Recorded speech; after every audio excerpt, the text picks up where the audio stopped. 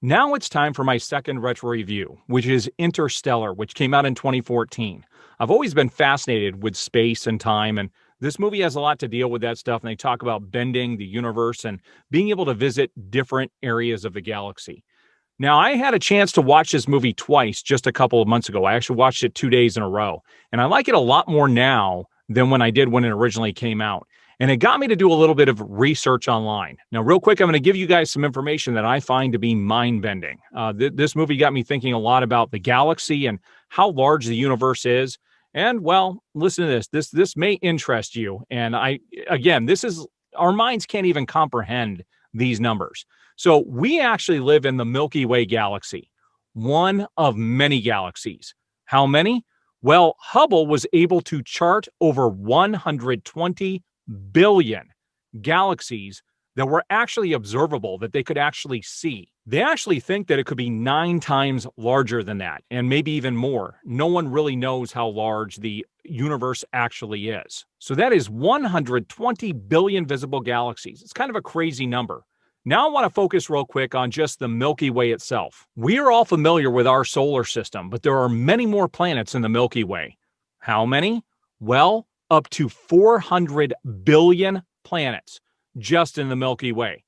If you look at that, just take the Milky Way, 400 billion, and you multiply that times 120 billion, think about how many planets that actually is. It's an unfathomable number. Now let's talk light years. This is the interesting thing.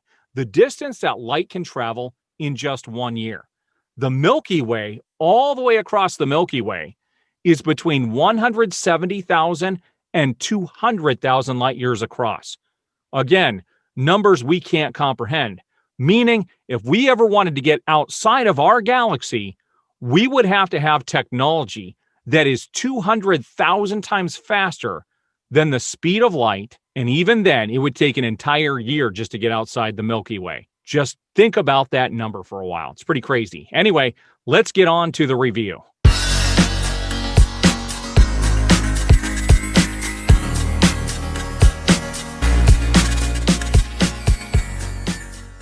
Hello, this is Aaron Fischer with Aaron Fisher's Never-Ending Voices, and I am back this week with a brand new movie review. Today I'll be reviewing Interstellar by Christopher Nolan. This film has been highly anticipated, and I know a lot of people are really curious as to how this movie was going to turn out. I'm one of those people, but I will tell you up front, I was very sick and tired of seeing the same trailer for this film over and over and over again for the past year. But I went in knowing absolutely nothing about the film, and I'm very glad to say that that is the best way to go in. I will keep this review relatively spoiler-free, but I may end up doing a follow-up video sometime down the line to talk about my feelings about the story itself, because I'm not going to give away any secrets here. Here's what I will say. This movie is pretty incredible, and I really battled with giving this 3.5 stars or 4.5 stars.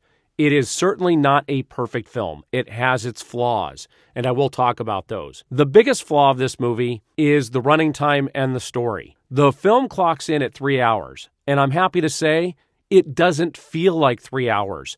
This movie moves at an incredible pace. It really builds on the story for the first 2 hours. It then becomes a very intense thriller for the last hour, and it is well done. But the problem is, the story is too on the surface. I feel like the explanation for everything that happened, the build-up, the end, the explanation, and it does have a satisfying ending, I'm going to say that right now, but the explanation is so on the surface as to what happens at the end that I feel like they kind of cheapened it. The problem with that is it really should have been a longer film. I could have easily seen this film broken into 2 parts, where I talk about the first 2 hours is very story-driven. We'll make that one movie. Then when it turns into more of a thriller, make that the second film. I will tell you this, though. You really feel for these characters. I'm happy to say this is not some global warming thing thrown down our throats. I'm sick and tired of Hollywood beating that drum. Nolan does not go that route. This is more of something more natural as to why the world becomes periled. But it is what it is. And we have to survive. That's part of the story. So building into that, you feel for these characters.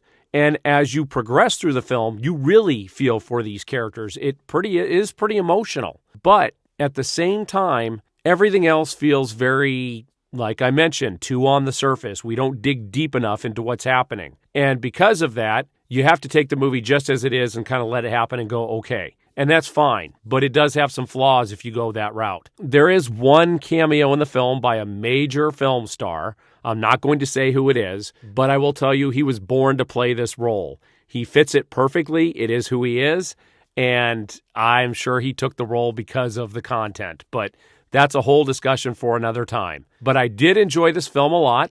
I'm very happy to say that all of the people who were upset with Gravity will not be upset with this film. Gravity was much more of a visual story. This is visual, emotional, and story-driven. So we've got it all in this film, and it really does pack a punch. It is definitely not Nolan's greatest film.